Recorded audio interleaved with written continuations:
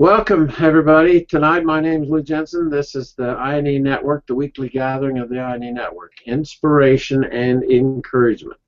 We started this over 30 years ago. We've been at it a long time of helping people find a really great hobby and gradually figure out how to do better and better in the marketplace. And tonight's really a special broadcast. The film strip is full, as always. I don't remember a show when we didn't have a bunch in the show. All of you over on YouTube and listening, we have some brand new people tonight that are connected on YouTube. So tonight particularly feels to me like a good time to get together. And as we try and talk about things that will help you and concepts that I think will help you, we've had a 7-step master's program in our circle for years. And what it is a gradual moving of your life from amateur of something, of everything, to the master of something. And then learning how to trade that something better and better and better as your life goes on. And so tonight we start a series that I've done for the last 8 years. And that series will start out with pricing tonight. We do some shows on pricing because that is just about one of the worst things we get into. We're playing with the want world, not the need world. Everything in the need world is competitively priced. But the want world has got a whole nother basis for coming up with the pricing. And it really throws artists in particular. Any time artistic effort gets caught on this particular one issue, dramatically so. And so as tonight we start into this series, we're going to do pricing first, and we're going to do upscale marketing, which is the target for all hand-done things. It really is target marketing, not just shotgun marketing, and that does make a difference as well. Then we're going to talk about personal branding. So there's a series here for the next several weeks of shows that if I were you, I would not miss these shows. These are the sharpenings of the saw series, because as many years as I've been doing it, just about every time I wade into these subjects, I learn something new, something more. And that's what we try now, present and package for people who are playing with the hobby that has hobbypreneurism. It's going to be eventually the rage in this country because there's so many 80 million baby boomers trying to find a way to retire and play and have a little bit of extra income, and there's just about not a better way to do it than a profitable hobby. We've been profitablehobbies.com for a long time. So if you're looking for a really great hobby, go to profitablehobbies.com and do some roaming, some serious evaluating. You will likely find something that should just turn you on no end. And I want to start tonight with a special guest. I've asked Lance to come in. Lance, so you get your mic on and we can visit a minute about what's just happened in your life. Okay. Lance is from Arizona. You've had your system for how long? Oh, I think it was about 2006. 6? Okay. So you've been at it a while. I think so. Yeah. And you started with guns and knives and mostly that orientation. That's still probably your primary focus, isn't it? Yes, it is. Pretty much. But you've definitely gun stocks. You spread things out this year. You've had a couple of projects. You want to explain what those projects are for brand new people so they'll understand you a little more, and then what you did with your business just recently. Well, what I decided to do is I've always had an interest, and I always saw that bigger, larger scale pieces looked like a lot of fun. So I wanted to learn, but through people finding out about my gun stocks, I had one gentleman contact me to do some carving for specific carvings to be mounted on a desk. It would be about the size of some gun stock carvings, but individual carvings, and that kind of put me in a little bit of a different direction because I was carving pieces. And then I was working, while working for this gentleman, I was working with his general contractor who was building the custom desk. Before I knew it, I was working with contractors to do some architectural carvings. That it just kind of grew. contact to contact to contact, and I had decided over the after I started talking to this gentleman that I knew I wanted a little bit more training and techniques in the larger scale. So that's one of the reasons I went to this summer went to work for a week with Craig Hone, and he helped me a lot on the larger scale stuff. But it has started to come around with just keeping in contact with folks and getting larger jobs in homes. And I didn't expect this, although I wanted it. I didn't expect it to happen so much. So it's opened up another aspect of what I can do, not just gun stocks, but architectural work. Bingo. And isn't it like, I mean, that boils down my only quote in my life so far is the miracle's in the doing. And the miracle that shows up wouldn't show up without you doing what you're doing, Lance. You've left no stone unturned for quite some time here. I think you're enjoying it, no end. Immensely. Yeah, it never feels like work. It just doesn't. All the projects I've done over my life, I just sit and think, I have to pinch myself that I'm getting paid so well to do something that I dearly love doing. I always tell everybody if they knew how much fun I was having, they'd make me pay them as the customer. So I'm not going to tell anybody. Don't say a word. Please keep that under I your hat. won't. All right. Recently, you called me, and it was such a fun phone call, Lance. I hope you sensed my reaction and how proud I am of you. Oh, I did. Just kind of share with everybody what happened. Well, this summer, when Dr. Lou's book series came out, the Opportunity Interview, went and got that as soon as possible, and I've been going through it, doing the research on it, how to turn, you've got to do a lot of steps until you're at the point you're ready to do this, but I figured I'm going to have to actually take it as serious as a company, and he said, if you ever do that, you got to do some sort of corporation. However, so I did the research in my state. I found out what would be best after I went and actually sat down and talked to an accountant for his feedback. I talked to a lot of people, a lot of mentors and business owners in the area, and I finally made the decision to turn my company into an LLC. So I was kind of pushed to move it quicker than normal in one respect because I was paid for some jobs, and they paid me with a check that said Lance Larson Studio, and I didn't have a business account yet, and I couldn't deposit it into my personal account, so I had to really start working to get that straightened out. I'm going to use that from now on, Lance. It's just the greatest tactic on earth. You all know I want you on the marketplace as your name is a studio. And I'm so fierce about that now, I won't coach anybody anymore. You don't put your name up on the web as a studio, I'm not going to deal with it.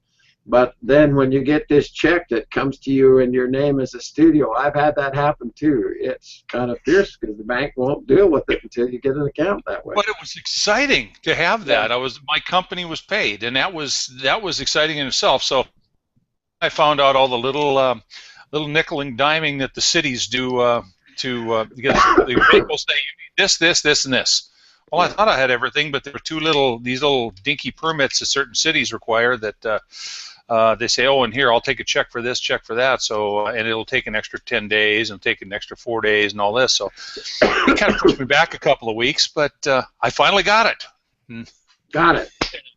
I got it, and now I actually got my checks deposited. That was kind of legal, and he put some serious money in the bank, and and now you're finally a real business. It's exciting. It really is. It's exciting. It's just the most amazing thing to realize that because it's uphill. I have such a tough time explaining that it's a challenge to go the way we're going.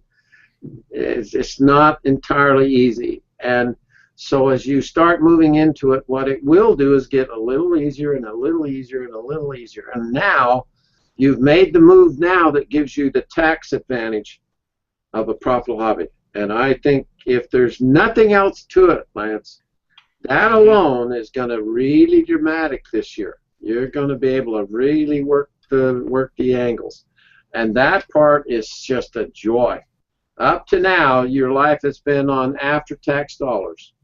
Every dollar you use, the money is already gone for the taxes, and you only get what's left over.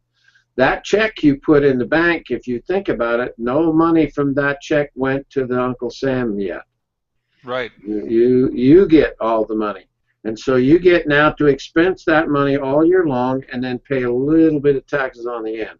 So you've completely reversed the income in your life from after-tax dollars to pre-tax dollars. And the day Woody Searle explained this to me, I thought the damn earth was going to shake. I could not believe the difference in how I was living my life as to how he was living his. And once you start to see what a powerful advantage is to you, yeah, you shouldn't have slept last night, did you? Well, off and on. Off and on. That's a good answer. That's a good answer. Good answer.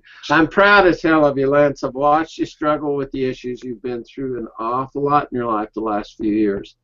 Lost his wife and having to go on now on his own, and what a tough battle you've been through, and yet to find something you love doing and then begin to get deadly serious about making the right decisions.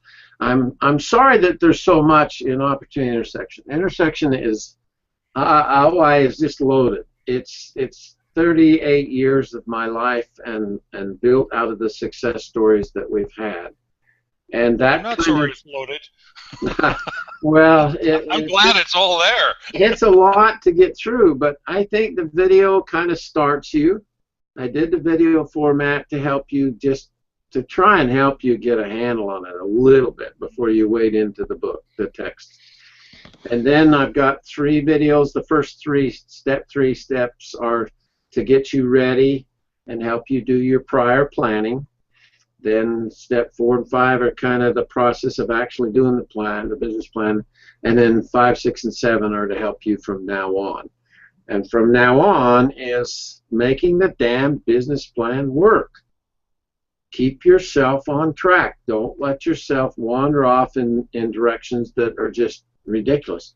Because I guarantee you, Lance Larson, when you're my age, you stay on track here, dude, you're going to really love how you get to live, my boy. We're drilling an oil well in your life, my friend, and it's going to be really productive for you down the road. You do not know anybody has more fun with their life than me. You just flat don't. And I get to play and play aggressively, and it's my business. Having a good time is my job. And when you can thread those together and pull those into your life, into a hobby-based business, it's worth everything it takes you to make it work.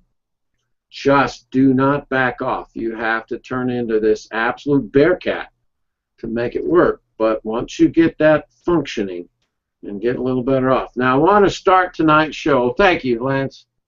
You got anything you want to throw into that now before we go? No, I just happy as can be about how things have finally worked out, and I'm really looking forward to that was a great phone call. Great, yeah, you should be. That was a great phone call. I enjoyed that no end. Tonight's show, we're going to talk about pricing, and I want to get things lined up here. Let me open that up, get my PowerPoint going, and light up the screen share.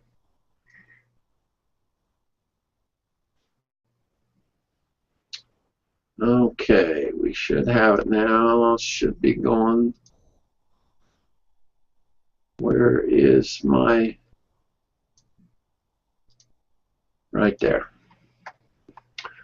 Okay, Mel, have we got Ordinary Miracle up? Thank you. All right.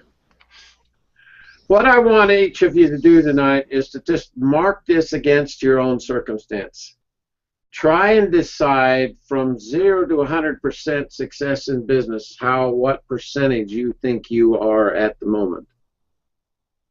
Are you a third of the way into it? Are you half the way into it? Are you 2/3 of the way into it? Are you 80% there? What part of a profitable hobby would you think you've actually accomplished so far? The boys have had, in the last 3 weeks, have gotten $750,000 worth of orders. And you ought to see what's going on in that company. It is the thrill of my life to walk in that door and have everybody so turned on they can't hardly stand it. We've got one new machine we've been balancing and getting up and running. Now we have enough, they've got to go get two more machines, so we just moved now to 17 automatic lathes full-time. And my meeting last Monday was, without a doubt, I'm launching a new company, Jensen Innovation, and without a doubt, the greatest meeting of my entire career. And when I can have those kinds of things to play with in my life now, what I try and share with you constantly is this: what am I going to do with this last few precious years of my life? It's no longer, God, you just can't stay with a paycheck. There's got to be a way to move your life from this after-tax dollars baloney to pre-tax dollars somehow. My last sandblasting order for the university in November, I guess it was, it was a $4,400 order, and it took me a weekend to do.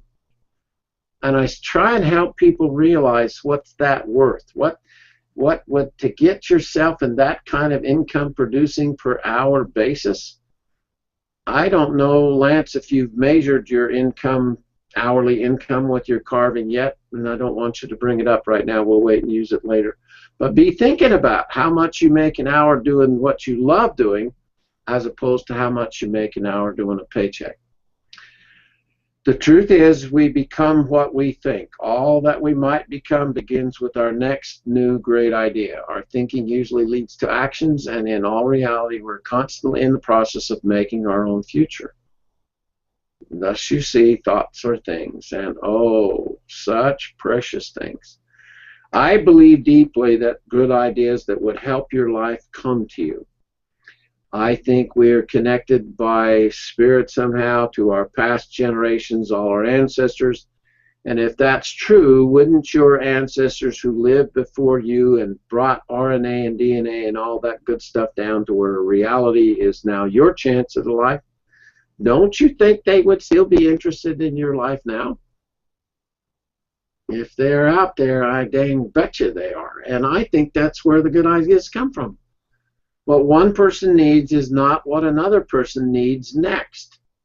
And so to come up with these kinds of concepts and ideas that will help you literally figure out, what should I do with this last precious period in my life? It's been a passionate prescription that I've tried to pass on for a long, long time. If you want to do a little better with your living, try aiming it. Okay? Don't get up every morning and not have a plan. Don't just get up and take on whatever takes on for the day. What you're really going to try and do is accomplish something.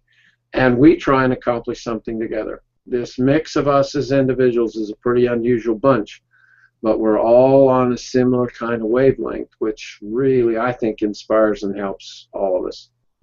I've kind of zeroed my life in now on the handmade crusade, because I think with artificial intelligence and robotics and everything that's coming is going to put tremendous pressure on handmade anything. Whether someone can now do it and still make a living doing it is becoming more and more debatable. And my feeling is that handmade things are going to actually become more and more rare, which drives the price higher and higher. My major patron has $40 million worth of handmade art in his life, and if I'm betting right, he has now one of the most valuable collections on the face of the earth. And I think I'm going to live long enough to see that actually work out. I try and start most shows with one concept that I think is huge. When I first met my mentor, Woody Searle, Woody told me one time, he says, I know, Doc, you think you got it made, but he says, in reality, you don't. Your schedule owns you. The number one card in all of life and living is the control of your own personal time. To get up in the morning when you want to get up, to do with your days what you want most to do, is as close to being rich as you'll ever get. Better than rich and famous, in fact. And so what I pretty much present, I'm a big fan of the game of chess. And to me, chess is how life is played. And you can either be the kind of player that waits till someone else makes a move and then you decide what you're going to do, or you can learn how chess works, learn the game better, play more of it, and get to where you can make decisions way out in front of their moves. If they move here, I move here, here, and here. If they move there, I move over here, here, and there. It's how chess is best played. You cannot win in the marketplace of ideas if you are not making your decisions ahead of time. And to me, that is business. So tonight, as we take on pricing your work again, for those of you that have been in other shows, you'll recognize this, but it is such a fun thing for me to go back through every year, because it reminds me of how important it is that you understand the theory of pricing. Everybody that gets started with us, we've sold nearly 30,000 systems in our 38 years and helped so many people get a business started. I was today thinking, I'm going to talk about it a little later in the show, of how a wonderful experience I've had in my life to cross paths with some really amazing people. And all they needed was to discover they actually had a little talent. Right? When I first meet you, most of you are not so sure if you do or not. And the second you begin to realize you have some ability and that there's something really great here to trade in the marketplace, that's about all most people need. Then what you got to do is figure out the basis of how things work in pricing. Everybody wants this 2-bit little formula that's going to make it work for them, and I'm going, no, it's not very good that way. It's better to understand the entire theory, okay? When I'm trying to help someone learn the difference between being a 3% person in the marketplace and the 97% of the rest. Lance Larson, you are now moving into the 3% club. Only 3 people out of 100 have an ongoing enterprise. They are the producers. They are the ones who actually drive and support and create the entire economy. 97% of us work as a job. We're in the shadow of the producer. And so unless you can figure out how to begin to see things differently and look at what it's like to be a producer in the economy, you will never do well here. Never do well. You've got to figure this part out, okay? For the next upcoming weeks, I'm going to talk about how to price things. Then we're going to go on to 3 shows with upscale marketing. Then we're going to do 3 shows on personal branding. Boy, if you're not far enough into this to realize how important it is to learn how to price things, upscale marketing, and personal branding, I don't know of any part of the year of shows that we do that I think is more important for your overall success. It's my personal invitation to you, my passionate prescription, that if you had to do it all over again, what you'd want to find is something that's less work and more play. Do it more by plan rather than by accident. Figure out that life really is a journey, but it sure does help to travel in good company. And tonight, I've got the best company in the world. My best friends are in the show with me tonight, and we have a good time. Every week, the shows seem to get a little bit better and a little bit better. Probably the hardest part for me is when we're an adult, and we've been an adult for a while, paid the bills, paid the taxes, and made a living, we tend to think we've pretty well got it all figured out. But what I need you to do tonight is to check your thinking about being a consumer at the door. If you've gone into a gas station and in and out of a gas station and you've pumped your own gas now and got gas for 30 years, and you drive out of that gas station thinking you understand what it's like to own and control a gas station, you're about as far off reality as you can get. Not one of the 3%ers I know that's got an ongoing successful enterprise think the same way that the consumer does. You have to shift your thinking. And that is the first element of doing well with your pricing. You're not a consumer anymore. You're a producer, and you trade on a different basis than you do when you're consuming. So as long as you start to begin to realize that the biggest problem for all of us is there's a lot of stuff we don't know, but we don't know that we don't know. And I guarantee if you don't know that something exists as a concept, you're going to just muddy the water. You're going to have a horrible time and probably not figure out why you're struggling so much. When we trade something, there's you as the producer here and the consumer over here. And the process of most people who are consuming mentality think that the whole idea is to trade with everybody. And I'm going, okay, that's true for things we need. Market-driven stuff are things we need. The want world, okay, is a whole nother world. In the free market economy, what affects the price? The demand, the availability, the quality, presentation, location. So there's some factors here that really do affect the price of something we need. Market-driven is driven by all of these issues. What's happened to the price of gasoline in the last few months? It's not that the most amazing thing. It just boggles my brain. I think gas this week was $1.78, and I'm going, Judas Priest, it's been forever since I've seen that price tag. So I think, and it's my own opinion, but I'm convinced that the Arabs are driving down the price of gas. They're literally killing all the American developers who were making really good money when gas is near $4 a gallon.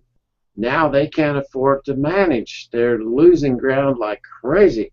And they're going to keep the price of gas down, force it down, force this availability thing down until everybody is swept off the planet that's normally been a petroleum developer. So there's a lot of things go on in the need world. And it's the biggest part of the economy. Everything in the yellow pages is something that people need. Now, I want you to put this general picture in your brain and don't ever forget it, because this represents an oil well of your own.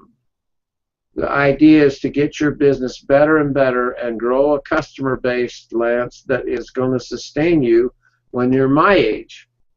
Most of you would be really jealous of the customer database that Tammy and I have. It's extremely strong and has paid the bills for years and years and years. And so the idea of finding people who I don't buy anything from you yet but begin to know who you are, then they become a customer. Then as this list builds, then you try and turn them into a repeat customer. And as soon as somebody starts buying from you on a regular basis, that's a patron or a friend. There's power people that you bump into. I've got some really serious power people in my life that have never bought anything from me, but boy, do they lend a lot of influence to this category right here. And that category right there is a business. These two over here are most small businesses. They find somebody and sell them something once, and that's it. Then they go out and find somebody and sell them something again. This category is really difficult to live on because it costs as much to go find them and sell them something once as it does to make the income you make. So this is tough to manage here, 3% margins at best. But over here, when you're coming in this category and your opportunity costs change, and all of a sudden now, this is where you want to end up, right here. If you start to pull into your business planning all the things that matter to you, the major issues for small business should be the control of your time, learn to travel and play, make the business pay for your travel and play. It has a degree of income to it that helps you pay the bills, and then the direction that you aim the business is how it will go. If you get up every day and just take whatever comes your way, you're not controlling the business. The business is actually controlling you. Now, I always throw this card up pretty fast for most people. You've got a big decision you can make whether you're going to do 3,000 things for $1 each, or you're going to do one thing for $3,000. Can you see that? That's the aiming I'm talking about. How you control your business. I have a show, I'll show you the guy that has a little tiny woodworking shop, and he's so damn proud. He was published in one of the major wood magazines, and he was proud as hell because he does 9,000 pieces of woodworking a year in that little tiny space. And I just looked and I was just horrified. I'm going, can you imagine the work level? If you're going to produce 9,000 somethings, how smart is that? I mean, you're going in the wrong direction right from the beginning. We've got a lot of people in the turning world and a lot of people in the crafting world. We've got quite a few that make the spoons and wooden things and utility items, which are needs, not wants. And they're aimed at this larger scale, less cost category because they're mostly a consumer. They're not thinking of being a producer. Why wouldn't you get your life over here into the art market and make one thing $3,000? Craig's last major piece was the fireplace mantle for $70,000. One fireplace. And then he got a $2,500 tip when he installed it. So which way should you think about going? You say, well, I can't go this route. And I'm going, okay, tell yourself that and then stay poor. Stay in a paycheck forever. You gotta change your thinking is where the problem is. And this aiming at something better, turning your life and your living into something really more worthwhile is your thinking that has to change. The entire purpose of a business plan. #1 reason for small business failure is lack of a business plan, folks. Most of you still haven't finished a business plan. You've not put the effort to work it out and craft it enough to where you can send it to me and let me critique it. It's to keep you, the pilot, aiming in the direction of an adventure and having a good time. Keep you focused, on track, paying attention to the measuring. If you're not measuring that which you cannot measure, you cannot manage. Point A to point B with your life. How come it just seems so simple? You're trying to grow your life and living into a Bible, something that really helps you figure out why do now with your life what you're going to do. When it gets written down, sketched out, you have a chance of staying with an idea longer and maybe even bringing it into reality. Who said that? When someone succeeds so much with their life, everyone else tends to say, well, but he was just lucky. And I'm going, oh, man, that has not much to do with luck. The better you get at it, then luck shows up. This is what I believe. This is where I'm going. I'm going to figure it out. This is what I'm going to find, and this is how I'm going to pay for it. You just have to bother to push yourself in a direction that I think literally is an opportunity for you. Which way should you go? Now, if marketing is fishing, and I like to compare it to that, then who you're going after and where in the world can I find that kind of big fish? Okay. We're not after 9,000 mackerels. We're after one big fish, because once you get that big fish, Jose took him quite a while, but Valencia has now got a really big, heavy-hitting client. And that client made an incredible difference in Jose's life last year. And now he wants him to do another project. And a friend of his from Alaska now wants him to do a project for him. This is how this thing multiplies itself. Okay, who am I fishing for? Where can I find them? And how in the world do I approach them? This is a quote that I put up quite a while ago, and I use it often in my shows. One of the great joys in life is when we can surprise people around us that don't know us, the people that are not too familiar with us, but we surprise them somehow. But an even greater sense of satisfaction is when you can surprise those who know you well. Most of the people around you in your life who've known you for a long time don't think you're capable of extraordinary anything. It's sad, but that's really how it usually is. And it's a lot of fun to surprise them when things happen that are a kind of extraordinary. But above any other sense of satisfaction that I've ever known personally has come when I found ways to literally surprise myself. And I would think if you could take 2015 and surprise yourself, it would be really a good year.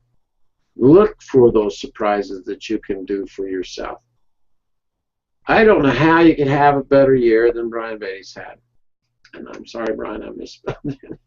Experience with the problems that Brian's had so far, the things that it took for Darwin Dower to get past and above, the things that have mixed into Russ Larson's life, because Russ has worked for Problem Hobbies his whole damn life. We hired him right out of high school. When you start leaning in the directions of the things that are your life, your business plan should help you to begin to realize that your problems are actually your opportunities. The things that you face that are the hardest issues for you is what you should take on next. And if you can just begin to sense that every day is a trade, every hour of every day is a trade. Each of us on listening tonight have only so many hours and so many days left. And none of us know how long that is. And in any given trade, in any given day, can you imagine what was traded today? It's impossible to realize what was going on in the marketplace. And I'm going to try to help you with what I call the theory of perception. Everything has a perception of value. There really is no value to anything unless somebody needs or wants it, right? It all is perception. So don't not put that into the equation of how to price something. You're not messing with something that's normal here. This isn't normal. Nothing about what we're going to take on in the want world is ordinary or normal. I got to introduce you to Michelle Green. When I built this show, she came into my life right at that time, and I used her in this particular show the first time I did it. She's since gone on her own, and I don't hear from her anymore. But I wanted to show you kind of what she's facing, because we got on and we did a couple of personal phone calls. I spent a fair amount of time with her, actually, trying to help her to understand how to price what she's playing with.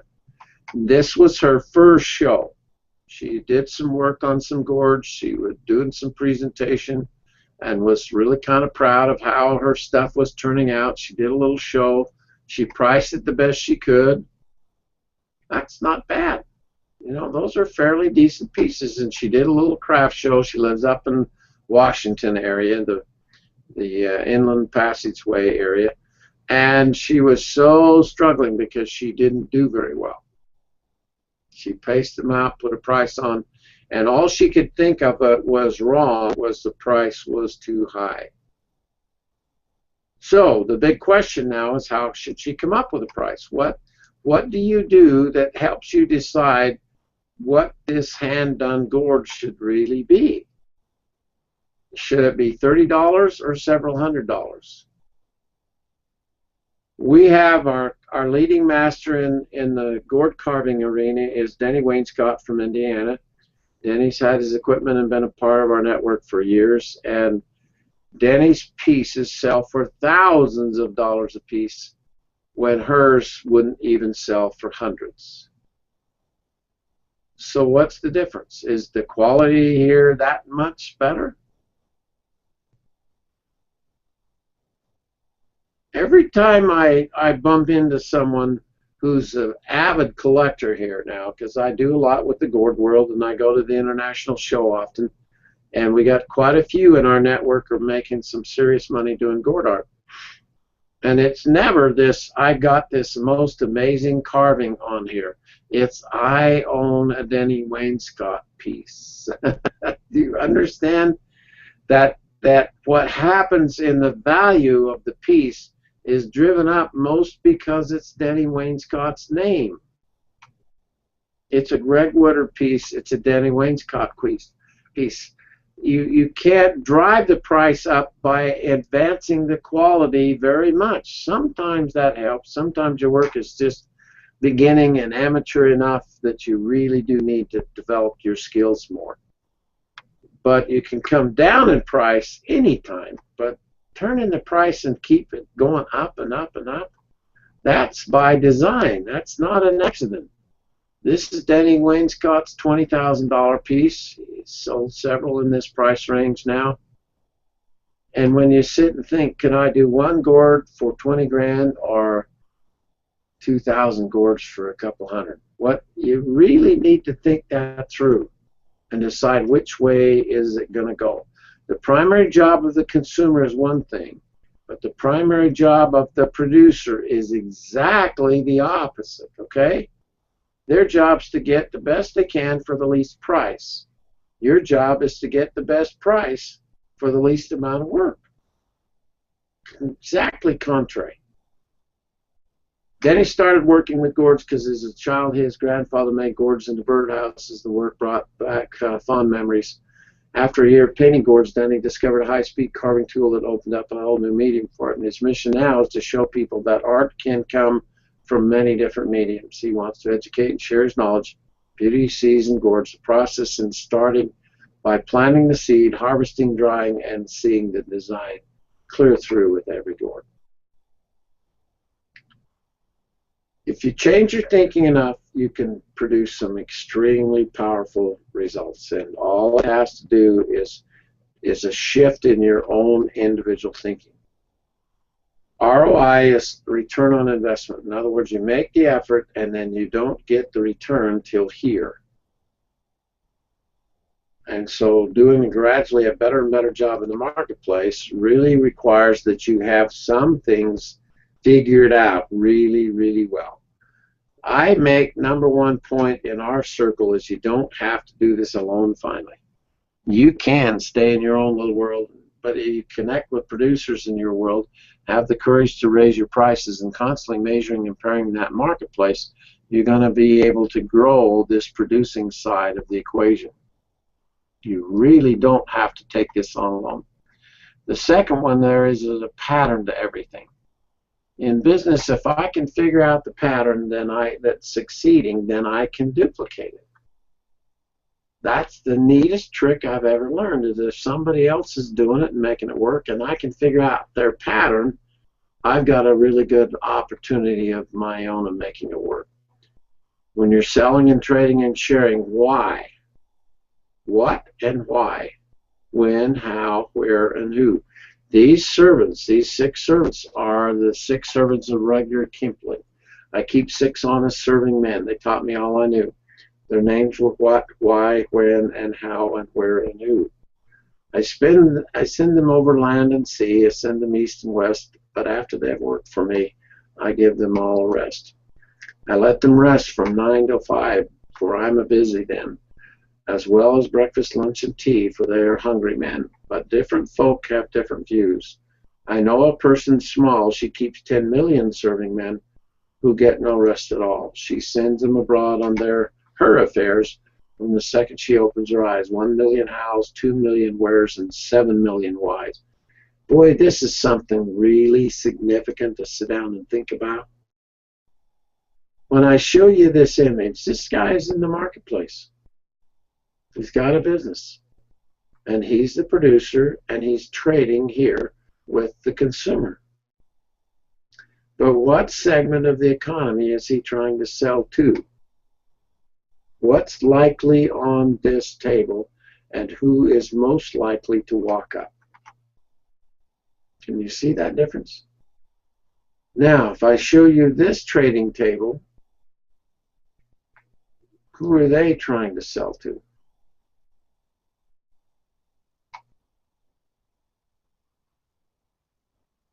Everything is managed here, controlled, and designed to try and go after the really upscale customer. So what should you be doing with your business and your life? Do you come across as this person here? when you go into the marketplace, or are you busting your nut to get to this point eventually? What should you be targeting? There's just no way. I'm trying to stretch your thinking now. I'm trying to have you not think like you've ever thought before. I don't care how many years in life you've got in your pocket. I want you to stretch your own thinking and look at opportunity from a different vantage point, okay? Yeah, there's therapy from Great Hobby. It really is. It's absolutely what most people get caught up in, is how fun it is to do this stuff, to make these things is just wonderful.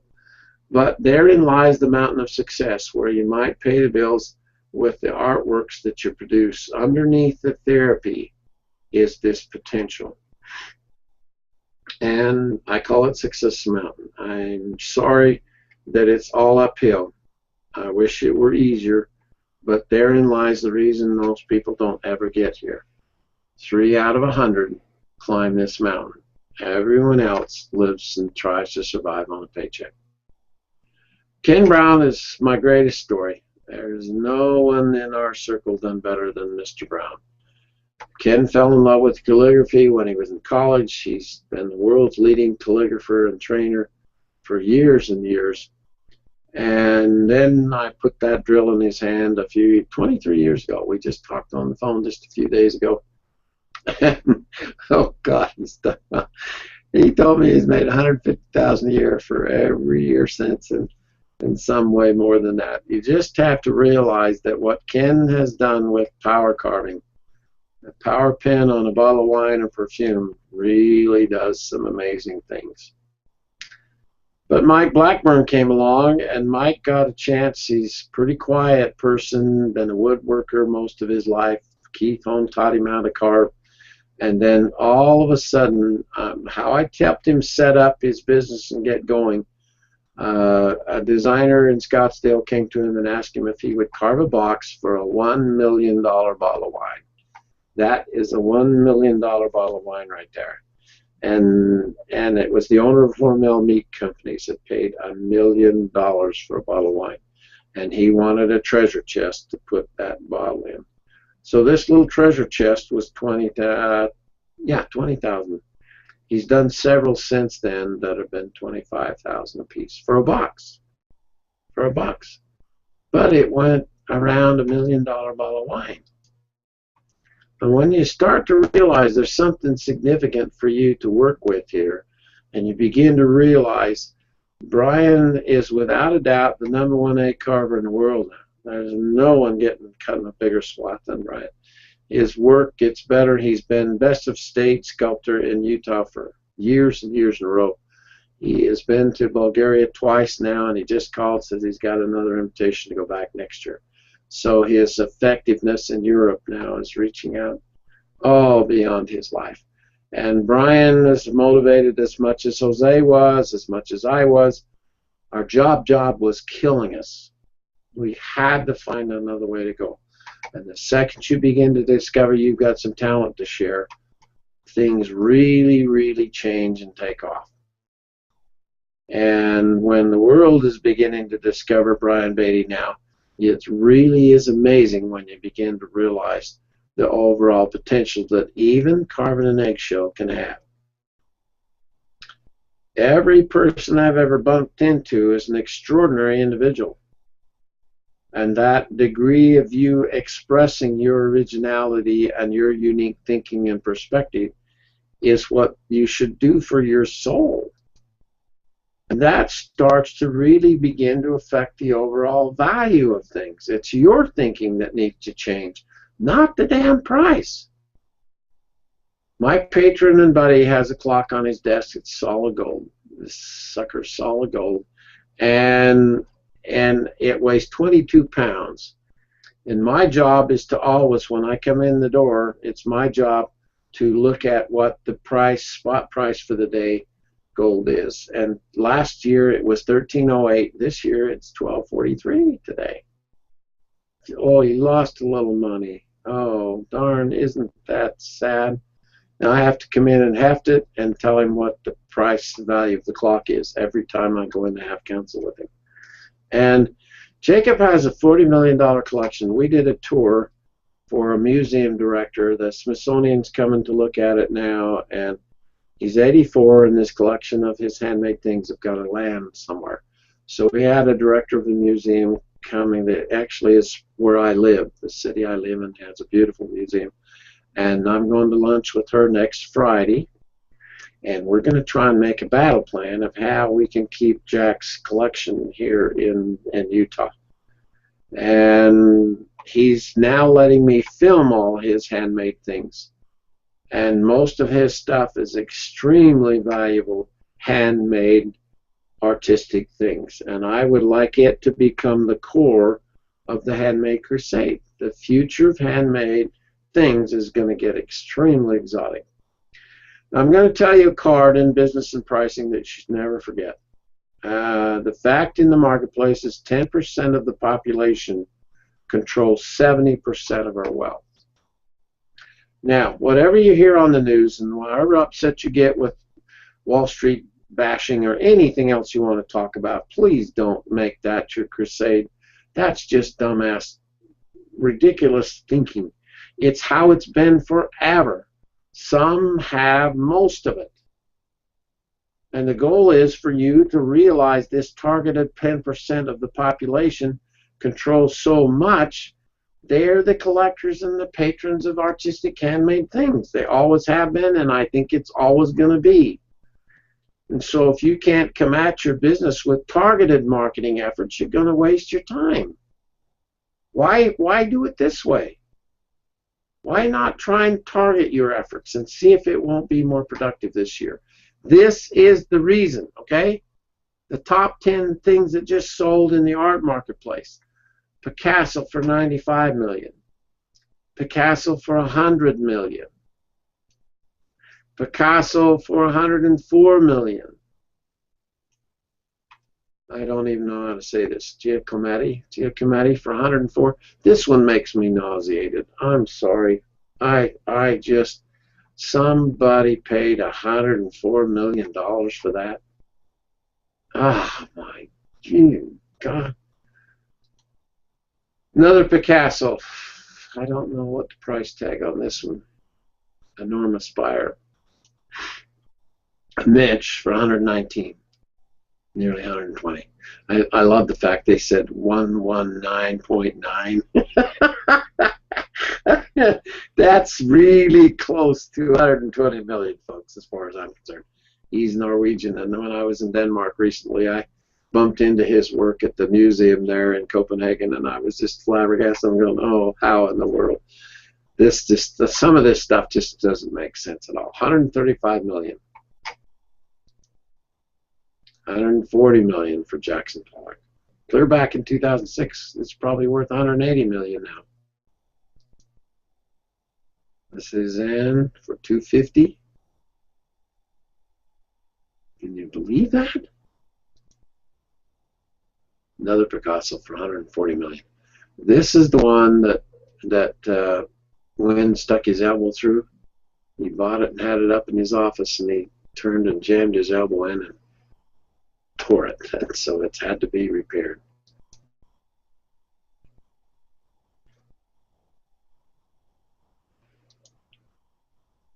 Now we're going to talk about something that might not stretch your thinking quite so far.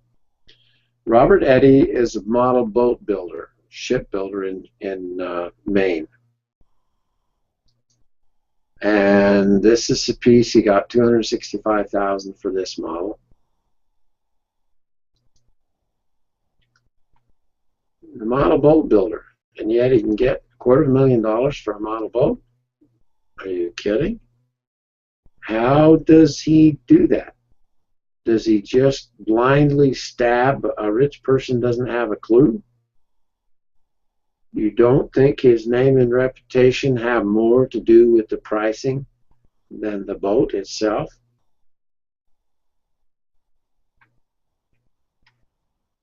Number one guy, $200,000 models, ship models. I probably make this statement more than any other statement I make, because in the world of things that people need, the three words you never forget in business are location, location, location. But in the world of wants, the thing you need most is exposure, exposure, exposure. When it comes out in a book, a magazine called Opulence, about you making model boats for 250,000 apiece, who reads that same magazine? Kathy Ireland that makes $300 million a year now, and Robin Colson is closer to her than two coats of paint. I mean, you guys just have to understand this is a pattern. There's a pattern here. There's a process. There's a way for you to get involved here and gradually move like he did from $65,000 boat to $127,000 to $175,000 to $200,000 and now to $245,000.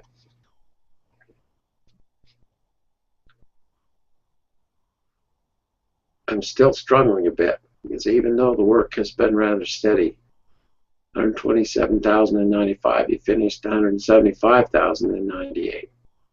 So he puts a lot into it, okay?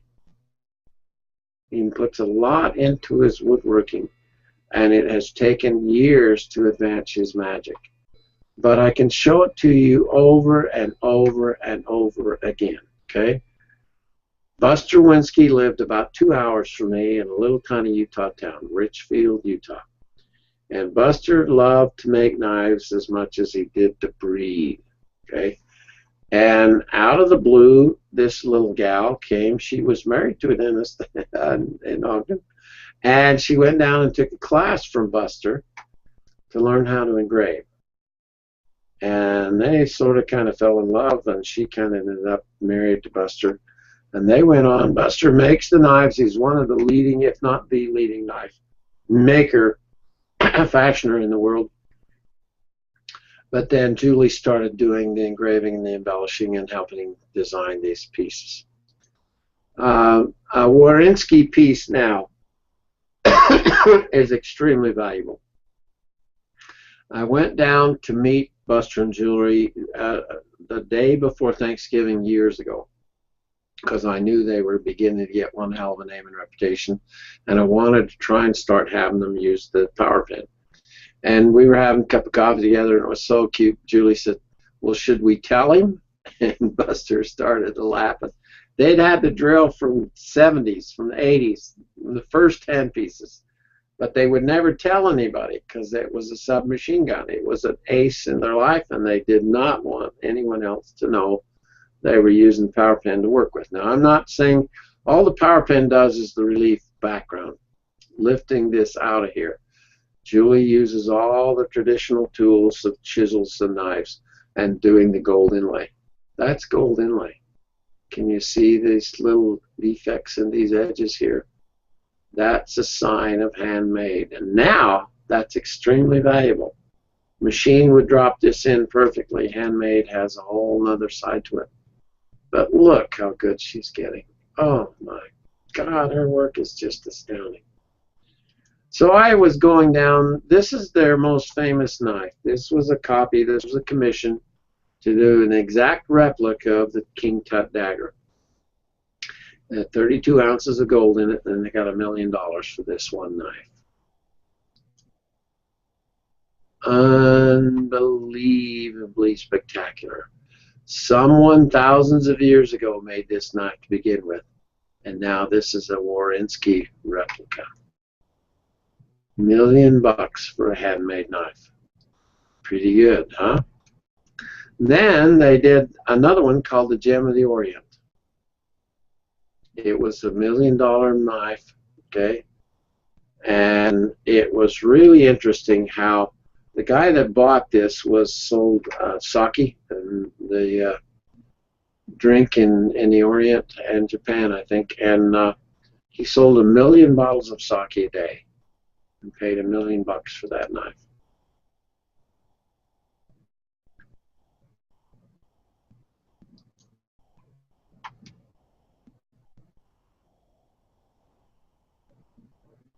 It's sold for more than that now.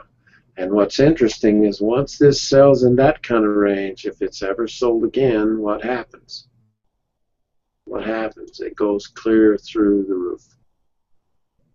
King Tut dagger had 103 emeralds in it, 9 diamonds, a jade handle, and it took 10 years to make. now has sold for $2.1 million. I had occasion to go to Richfield for they have a big show down there where they sell all the antlers and shed antlers and racks for deer and elk. That's a big deal. I went down that night and I met this. I was doing a demonstration of the drill, and this young girl came up, was about 15, and she says, "Oh, my daddy has one of those." And I said, "Well, here, let me show you how it works." And I asked her if she'd ever used it. She says, "No, he won't let me touch it." So we were working away with it. I says, "Who's your daddy?" She says, "My dad is Buster Warinsky." God, I could have just died. I'm going, no, crap. And that night, Buster Warinsky passed away of a bad, massive heart attack. She called me, and we visited a little bit later about what happened. And no one expects that, but now what's the value of these? Since he's not there anymore, it's a little hard to realize just how much further things can get. There's a clockmaker in Switzerland, and they've come up with an ingenious way to drive a clock, and it's done by atmospheric pressure. The change in the temperature changes just enough inside this clock that it runs perpetually. It will never stop. It runs forever. And the owner of Revlon, the big Revlon beauty care product maker, paid $3 million for that. Now I'm going to show you a little more normal item in the marketplace and economy, but I'm going to show you some prices that ought to just make your head spin. This is the low price leader, $19,000. This is the Statue of Liberty model that sold for $33,000. This one is one for each season, and there were only 33 sets made, and they were $36,000. This one has a double reservoir, though, guys. Look at that. It's worth obviously more because it has a double reservoir. It's $57,000. And then, oh, but here's a samurai pen and a lighter combination. Oh my gosh, yeah, that ought to sell for way more, $66,000. But then there's a 1010 fountain pen, okay? 18 karat gold studded with diamonds and rubies. Lousy $174,000 each. I ought to get 3 of them, don't you think?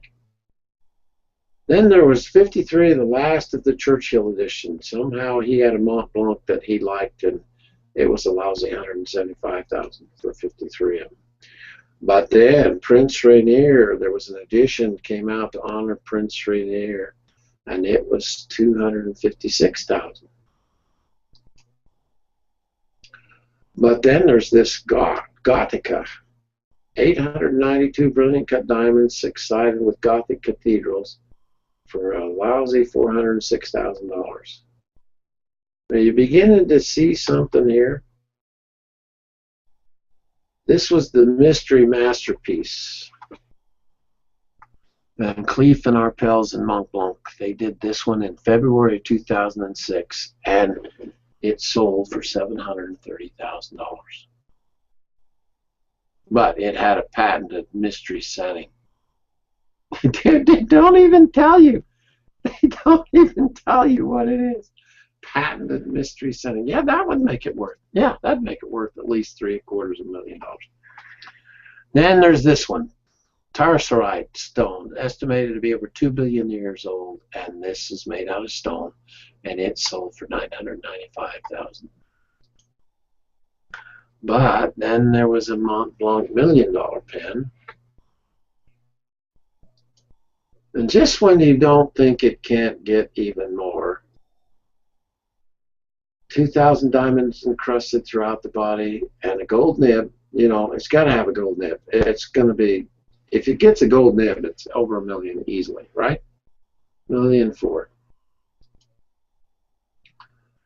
And then this one. This one sold in China for $8 million bucks, a handmade pen. Can you, I mean, this ought to just make your breath stop to realize there's a market out there for high-end, fine artistic handmade things that is freaking unbelievable. And most of us never see it. We're never part of it. We never cross paths with it. So we don't have a clue how come something can sell for a staggering $8 million. But shouldn't you see if you can't figure this out? Isn't it going to help you to understand that there's a different way to go at this pricing thing than how Michelle's going at her work? She's going at it like every other consumer I've ever met. They learn to do some little 2-bit handmade crafted thing with a scroll saw or something, throw it out on a table at a craft show and price it the best damn way they can, and then wonder why they have so much trouble. They don't even have an idea. They look at this kind of a formula. You take all your costs, and then you add in your other costs, and then how many hours in your hourly rate, and then you double that to get a degree of profit, and then you start with some reasonable hourly rate. I mean, this is how cockamamie ridiculous it gets when you're thinking as a consumer. And then if you add into this that you're super slow at what you do, how in the hell are you going to price anything and have anything reasonable? Of course you're slow when you first get started. Now, Edie is one of my better stories. I had a hand in this young man's life that was kind of fun. A friend of mine found his work in Armenia at a craft show and brought some pieces home. And I took his first 4 pieces I had, took them up to Park City, and I sold them for 10,000 bucks. All 4 pieces, wham, bam. And that just lit up his life. I talked to him on the phone, and he said, I won the American lottery. He could not believe that the work that he was selling, hoping to get $100 for, he was getting thousands of dollars for right off the bat. And all that did was inspire him. And so this little box now, well, used to be 16,000. I think they're over 20 now. Tammy got one of these. But this is his jewelry box. And now both him and his daughter are carving and doing art together. Pretty nice box. I had a hand in Ben Folds' life and his beginnings as well.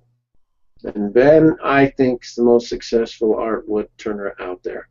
His work is now commanding just ungodly prices.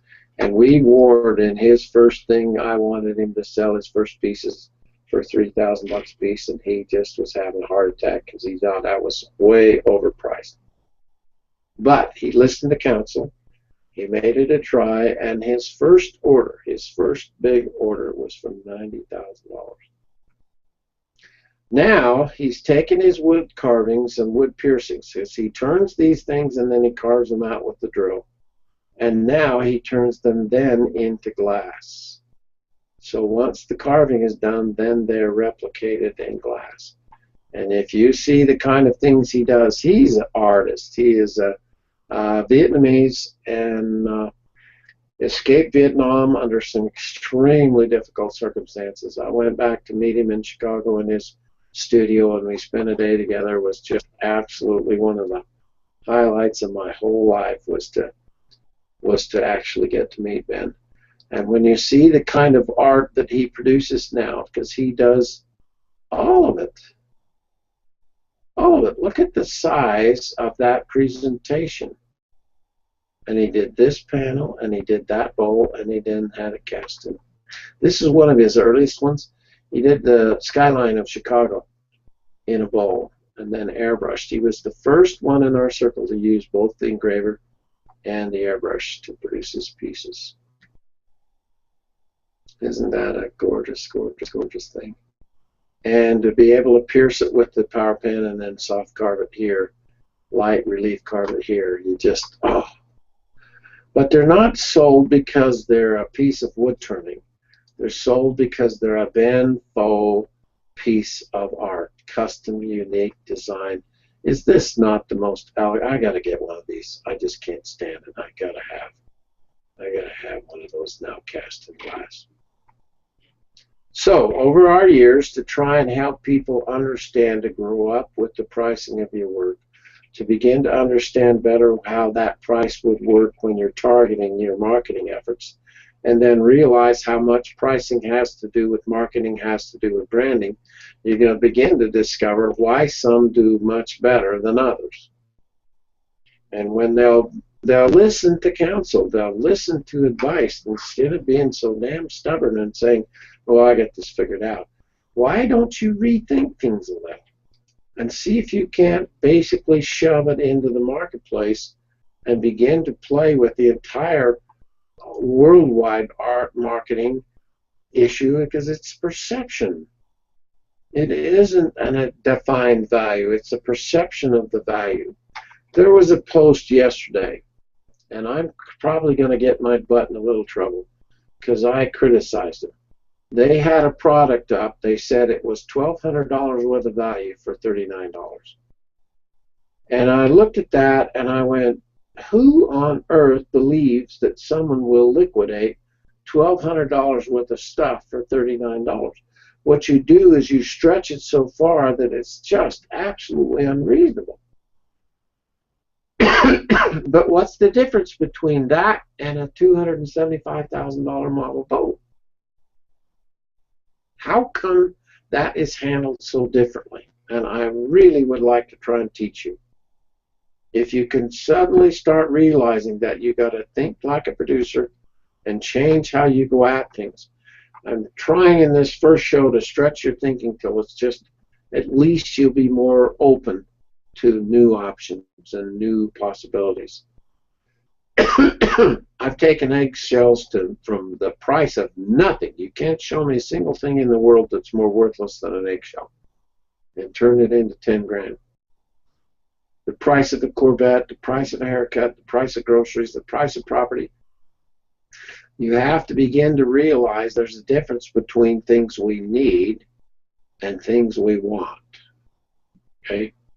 Much different pricing for things we need as opposed to things that we want. I use this concept, just kind of a fun example. From a Honda Civic at $16,000, everything that's on this Honda Civic for $16,000 is on that Rolls Corniche. But look how the price changes from here to here to here to here. Now, each of you would have a mental reason for going from here to here to here to here. But you're going to think of it from the mentality of the consumer. And you'll say, well, no, the materials in here are way more expensive than in here. And I'm going, wait a minute. There's a motor and there's a motor. There's doors and there's glass. There's doors and there's glass. There's rear view mirrors and there's handles. And this doesn't even have handles. And there's a radio and a stereo. And I'm going from here to here? Are you kidding me? You're going to add that price up that way? What does this have to do with it as opposed to this? They're after volume and they're after not. These guys don't have to advertise. You see nothing but advertising here. They're going after volume. This is 3,000 things for $1, and this is one thing for 3,000. And what we're after is to get you past this consumer mentality. You just can't price things by an inch, by a gallon, by a head, by a letter, by a house, by a car, by travel. This is just terrible to price things in your life this way. Needs are very defined and have been forever. It's important that your artwork prices always go up, so start with low with the intention of allowing prices to rise. Professional galleries will normally risk for 50% of the selling price, sometimes more. This will raise the price of your painting to $480. Do not sell for less. Once the price has been set by the gallery, raise your prices when selling direct, because your gallery will want to cut their cut. Of course, if your works become more popular, you want to raise the price to what the market will bear. If you try and make your life and run your business on this kind of counsel, I'm going to kick your butt. This is what goes out in the marketplace. Who says this kind of stuff? That right there. Why do you think they're saying it that way? Who makes the most money in art? The artist or the gallery? And if you can't figure that out, go look at the car the gallery owner drives, and then look at the car the artist drove up in.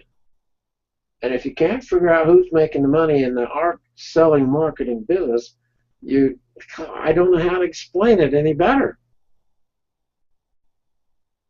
If you're trying to push yourself up into a level of mastery of making it and marketing it, and move yourself from how to do it well and hell if I know to a little better pattern, okay?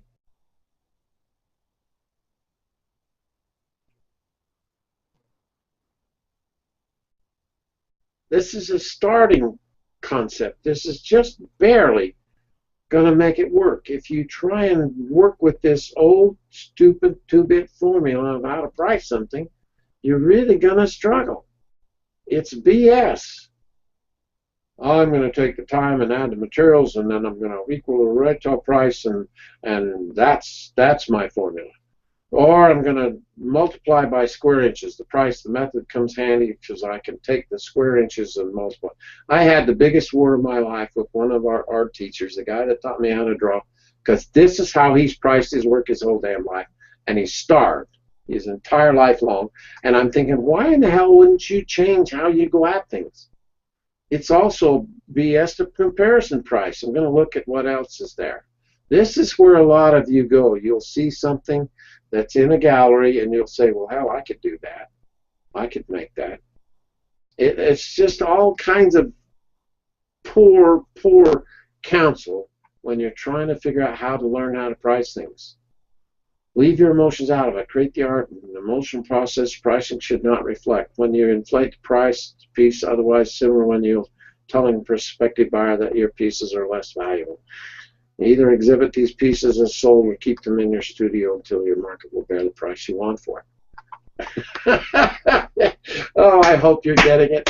I've gone through this little song and dance several times now. This is 8th year, and I want you so badly to rethink how you price things, okay?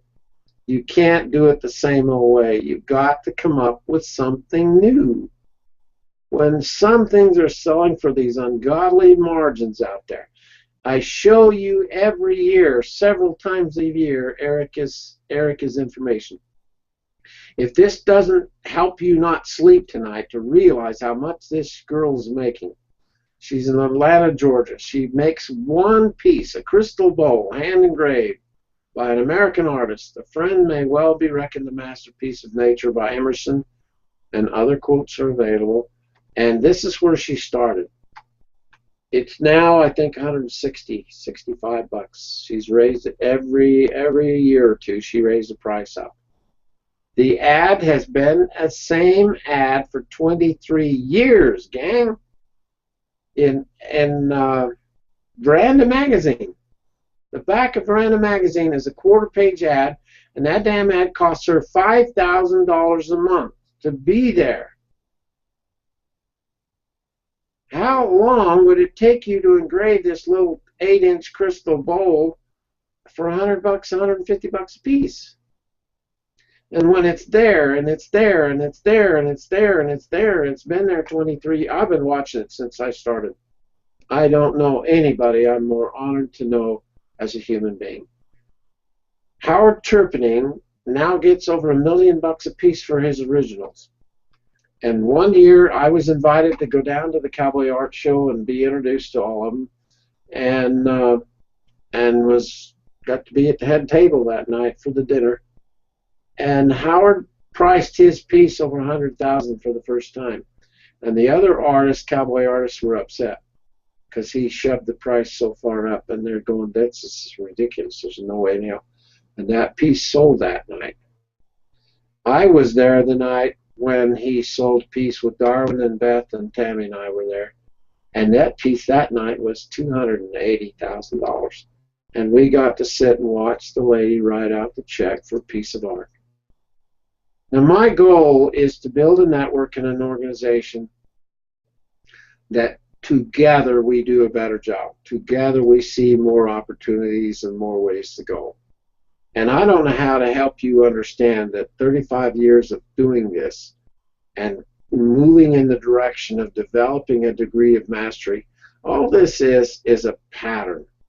I try and help you see from amateur up through master of something, that you will begin as an apprentice and begin to realize that we have lots of wonderful courses. Lance mentioned tonight the course with Robin and Craig. He came up last year. And they're not inexpensive, but they're worth 100 times what you pay. I guarantee it. We've been doing this a long time. Craig and Robin just came out with their new video. Tammy's got it available on the company website. It's called The Call. I think it's $149. And if you don't have anything of Craig's to help you get started, oh, please start there. She's also out right now, but she can get them duplicated before long. So get your order in and pick up Craig's course, and then come and spend some time. Do what Lance did. Push yourself a little bit to be able to see if I can't extend myself and move up in a direction that will maybe produce some results for me. Take this 800 number down and get these supplier catalogs coming your way. If you don't have Brownell's catalog, you're just missing the boat. And all you got to do is call that 800 number and ask them with your name as a studio. The Lou Jensen studio, the Ken Brown studio, the Lance Larson studio, the Mel Jones studio, the Ron Schneeberger studio. Do not list your business and go into the marketplace under any other name. Because where the money is going to come from is your name and reputation. I offer this pattern because there's a graphic here that is really, really unique and really unusual. And I found that pattern, and I've had it in my life for a long time. This is a very, very old magazine. And I can send it to you if you'll get my Lou Jensen studio and my email. And this is also a Julie Warinsky pattern. This is a copy of one of her training pieces. I'm going to call Julie. I haven't talked to her in quite a while. She's married now. Since Buster died, she married another knife-making friend.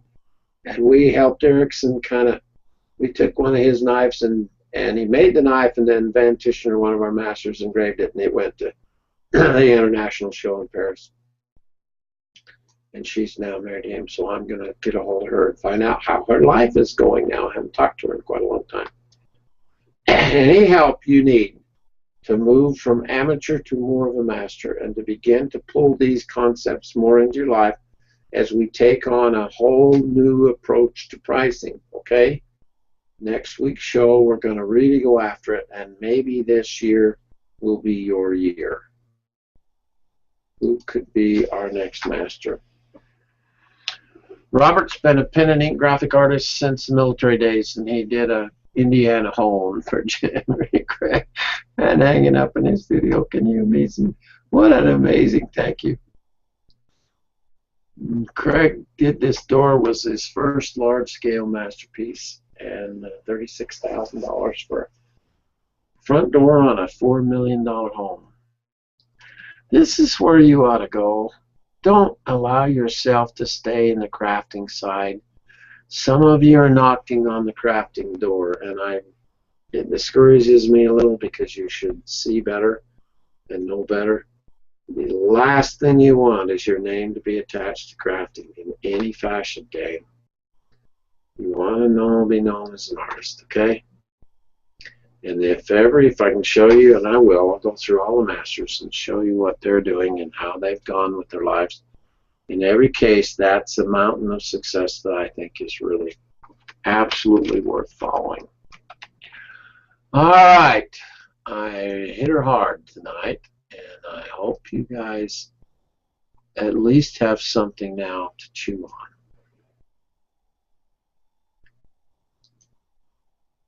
Okay, that won't work, so I'll just drop it out of sight. Change the save button, and we're back. We're back. let's do, since it's a long show, let's just do a little question. If you got a couple of quick questions, put your hand up and we'll visit just a minute, or a comment you want to make before we shut it down. Ron, you want to throw your 2 cents worth in here, bud? Well, when it comes to pricing, it was easy for me because I took Ken Brown's course on engraving calligraphy, and he said your goal should be $100 an hour, and he mentored me and guided me and started me out at 75. And it's always funny because the way I got to $100 an hour, I don't know how many years ago when we were doing your show on pricing, I was charging 75 and the $100 an hour slipped out, so I couldn't be a liar, so I went back and started charging 100, and I told you that story many times. Yeah. And that's how I got to $100 an hour by mistake, but they never batted an eye. Yeah. And the extra work came not because of my engraving, because anybody can engrave as good as I can on the calligraphy if you take Ken's course, but it was because of me and the vendors at the show who were representing the fragrance said to other stores, this is the guy you want to get to do an engraving event for you. And that's how I progressed until 2010, and we know what happened there. I had to stop. Yeah. But it was just, and Ken Brown, he's the master of marketing and the master of branding, and he works it flawlessly. Yeah, I just don't see how if you don't understand this combination is what makes the price. Yep. It isn't just this 2-bit little formula of $1.50 for this and 25 cents for that. It's not. That's how the need world is sold. It has nothing to do with the want world now. And if you'll just allow your thinking to stretch with these courses now and stay with them, we'll make sense of all of it. And I'm sorry it's such a big investment, but these next few weeks I really don't think you should miss. I think these are ones that you really need to make sure you get in and get involved, take advantage of. Thanks, Ron. Appreciate it. Anybody else got a comment they want to make? Hold up your hand. If not, you're going to be really quiet. Come on. That's unbelievable. Nobody, well, I talked to you all to death tonight. Mel's asleep. I can see he's not even. Yeah, we're getting there. You're getting there. Yeah. There's a lot. Had to put the pup in bed. Oh, damn. Well, if the pup's on the bed, then it's time for you. She doesn't like to go to bed, does she? Nah, she loves to go to bed. Oh, okay. She gets her time and says, Dad, I want to go to bed. Ruckus until I put her in. Okay. Because she sleeps in a crate. Yeah. So that's your safe zone. She knows it's time to go to bed. Yep. Well, it's my time as well, gang. I know it's been quite a determined session. The next several sessions in a row are similar. I've put together the slideshows. If you have questions and you need individual help on anything, get me an email at loujensenstudio@gmail.com, and we'll try and see if we can answer individual questions or help you on individual problems. Appreciate all of your attendance tonight, your participation. Tam was busy. She's got moving her daughter and had to go help. They got to be out of their home. They're buying a new home. So she had to go be general mover tonight. So she wanted to say hi to everybody and thank all of you for all your consistent participation and contribution. We got quite a thing going, and for all of us, it will gradually grow and develop as you sink your teeth into this. Don't not think about what we showed you tonight. There's handmade things that are selling for literally millions of dollars. And there's no reason for you not to participate on a much higher basis than you have in your past years. Let's up the ante this year for the INE Network, okay? Yeah. Good night.